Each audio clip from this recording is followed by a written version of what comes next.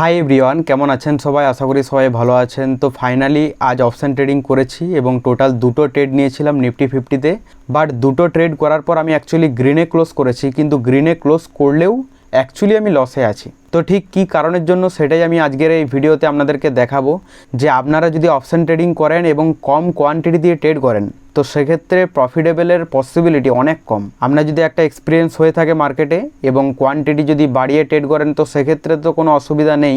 But আপনি যদি কম quantity দিয়ে ট্রেড করেন এবং সেক্ষেত্রে প্রফিটের পসিবিলিটি কিন্তু অনেক কমে যাবে। মানে আপনি এইদিকে প্রফিট করলেও আপনার যে ব্রোকারেজ মানে চার্জেস সেটাতেই কিন্তু আপনার অ্যাকচুয়ালি লসে কনভার্ট করে দেবে। তো সেটাই হচ্ছে আমার আজকে হয়েছে, যে আমি অ্যাকচুয়ালি দুটো ট্রেড নিয়েছিলাম, কম কোয়ান্টিটি দিয়ে ট্রেড করেছি, গ্রিনে ক্লোজও করেছি, বাট তা হলেও কিন্তু আমি অ্যাকচুয়ালি লসে আছি। তো চলুন আপনাদেরকে পুরো অল ডিটেলস এক্সপ্লেন করে দিই, যে আমি ঠিক কী দেখে এন্ট্রি নিয়েছিলাম, সেখানকার set up, mindset, everything share করব।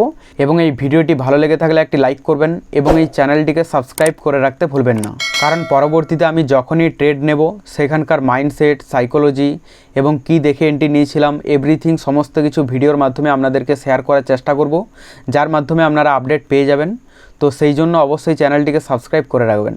চলুন স্ক্রিনে চলে যাই, সেখানে অল ডিটেলস আপনাদেরকে শেয়ার করে দিই। তো এখানে আমি জিরোদাতে চলে এসেছি। এখানে পজিশন অপশান ক্লিক করার পর দেখুন এখানে আমি আজ দুটো ট্রেড নিয়েছি, সি সাইডে একটা এবং পি সাইডে একটা। আমি বিশেষ করে ট্রেড নিলে আমার যে ট্রেডের লিমিট মোটামুটি দুটো বা তিনটের বেশি থাকে না। তো একদিকে হচ্ছে সি সাইডে ট্রেড নিয়েছি এবং একদিকে পি সাইডে, এবং যে স্ট্রাইক প্রাইসটা সিলেক্ট করেছিলাম আমি বিশেষ করে এটিএমে ট্রেড করি। ওকে, তো এটিএমের যে স্ট্রাইক প্রাইস সেটাই সিলেক্ট করেছিলাম। এরপর এখানে দেখুন যে সি সাইডে যে আমি ট্রেড নিয়েছিলাম সেখানে আমি 100 টাকা লস করেছি, এবং পি সাইডে যে ট্রেড নিয়েছিলাম সেখানে কিন্তু আমি 141 টাকা প্রফিট করেছি, এবং টোটাল আমার যে প্রফিট সেটা হচ্ছে 41 টাকা। যদিও 41 টাকা খুব বড় অ্যামাউন্ট না, বাট ব্যাপার হচ্ছে যে এখানে যে দুটো ট্রেড নিয়েছিলাম না, এখানে দুটো ট্রেডে যে চার্জেস মানে ব্রোকারেজ যেটা, সেখানে কিন্তু আমার এই প্রফিটের থেকে অনেক বেশি। মানে ধরুন 60 টাকার মতো যদি চার্জেস লাগে বাই সেলে, তো 60 120 টাকা যদি আমার চার্জেস টোটাল চলেই গেল, তো সেক্ষেত্রে 40 টাকা প্রফিট করে তো অ্যাকচুয়ালি আমি 80 টাকার মতো লসই আছি, হিসাব তো তাই বলছে। তো এইটা হচ্ছে ব্যাপার, যে আপনি যদি অপশান ট্রেডিং করেন এবং কম কোয়ান্টিটি দিয়ে ট্রেড করেন, অবশ্যই আপনি যদি নিউ ট্রেডার্স হয়ে থাকেন তো কম কোয়ান্টিটি দিয়ে ট্রেড করাই বেটার, কারণ আপনি বেশি কোয়ান্টিটি দিয়ে যদি ট্রেড করেন তো সেক্ষেত্রে আপনার তো লস হবেই।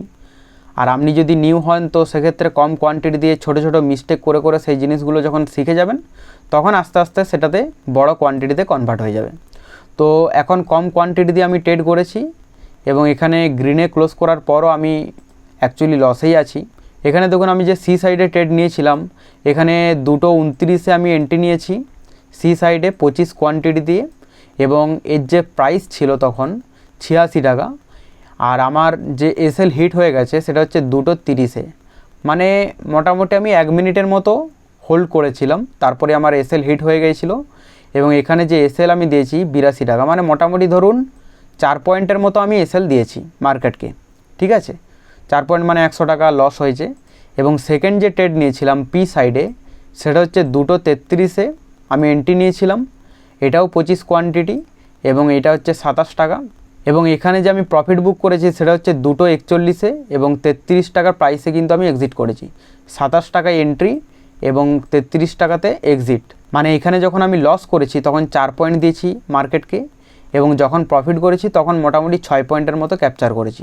তো এখানে দেখুন মার্কেটে প্রথমে গ্যাপ আপ ওপেন হয়েছে, গ্যাপ আপ ওপেন হওয়ার পর মার্কেট ডাউন সাইডে মুভমেন্ট দেওয়ার পর মার্কেট কন্টিনিউ আপ সাইডে মুভমেন্ট দিয়েছে। এখানে দেখুন সেরকম কোনো পুলব্যাক নেয়নি বা নিচের দিকে আসেইনি, মার্কেট একভাবে কন্টিনিউ আপ সাইডে মুভমেন্ট দিয়েই গেছে। তো এই হিসাবে আমার এই জায়গায় মানে এই জায়গার মধ্যে কোনো রকম সেট আপ তৈরি হয়নি। তারপর মোটামুটি আমার যে সেট আপটা তৈরি হয়েছিল সেটা হচ্ছে যে এখানে দেখুন যে আমি ট্রেডে যে এন্ট্রি নিয়েছিলাম সেটা হচ্ছে 2:29-এর সময়।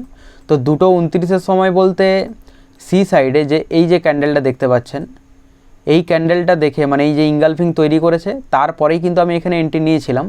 আমার একটা টার্গেট ছিল মানে প্রেডিকশন ছিল যে মার্কেট আপ সাইডে মুভমেন্ট দেবে, যদিও আমার একটা মানে কনফিডেন্সটা লোই ছিল, কারণ অলরেডি মার্কেট একটা বড় রকম আপ মুভ দিয়েছে।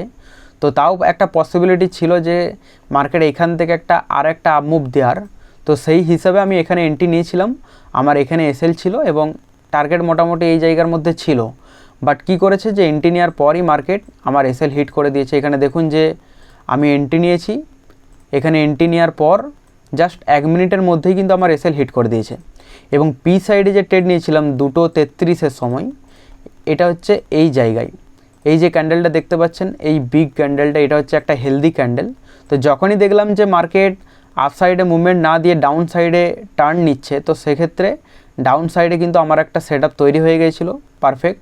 তো এই জন্য আমি এই জায়গায় এন্ট্রি নিয়েছিলাম, আমার এসএল এই জায়গার মধ্যে ছিল এবং এই জায়গায় আমি এক্সিট করে দিয়েছিলাম, কারণ এখানে হচ্ছে এই জায়গার মধ্যে এক্সিট করার কারণ হচ্ছে এখানে সাপোর্ট আছে। তো সেই হিসাবে আমি এখানে এক্সিট করে দিয়েছিলাম, যদিও এক্সিট করার পর মার্কেট আরও ডাউন সাইডে মুভমেন্ট দিয়েছে।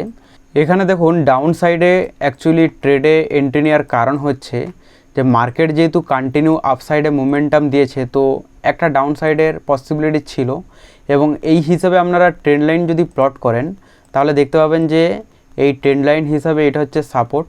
এখানে দেখুন মাল্টিপ্লে টাইম এই ট্রেন্ড লাইন হিসাবে সাপোর্ট দিয়েছে, ঠিক আছে।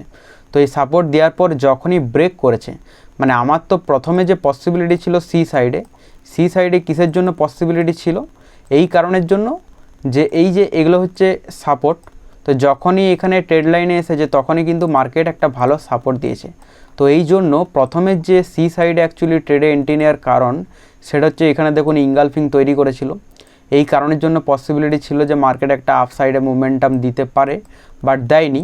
যখনই মার্কেট ডাউন সাইডে ব্রেক করেছে, যেহেতু দেখুন এটা হচ্ছে কত ভালো একটা ট্রেন্ড লাইনকে ব্রেক করেছে, দেখুন এখানে কত ভালো একটা ট্রেন্ড লাইনকে ব্রেক করেছে, মাল্টিপ্লে টাইম সাপোর্ট দিয়েছে, সেই সাপোর্টকে ব্রেক করেছে ফাইনালি। এবং এই ক্যান্ডেলটা টোটালি একটা হেলদি ক্যান্ডেল, এই কারণের জন্য পসিবিলিটি ছিল যে মার্কেট ডাউন সাইডে শিফট হবে।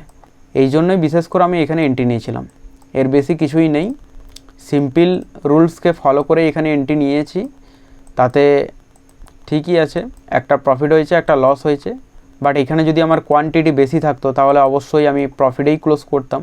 মানে এমনিতে তো গ্রিন দেখাচ্ছে, বাট গ্রিন হলেও কি হবে, অ্যাকচুয়ালি তো আমার ফান্ড থেকে টাকা তো মাইনাসই হবে, তাই না?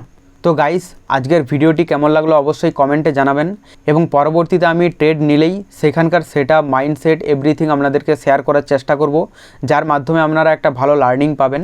তো অবশ্যই চ্যানেলটিকে সাবস্ক্রাইব করে রাখতে ভুলবেন না। দেখা হচ্ছে পরবর্তী ভিডিওতে, ততক্ষণ ভালো থাকবেন। Bye bye guys.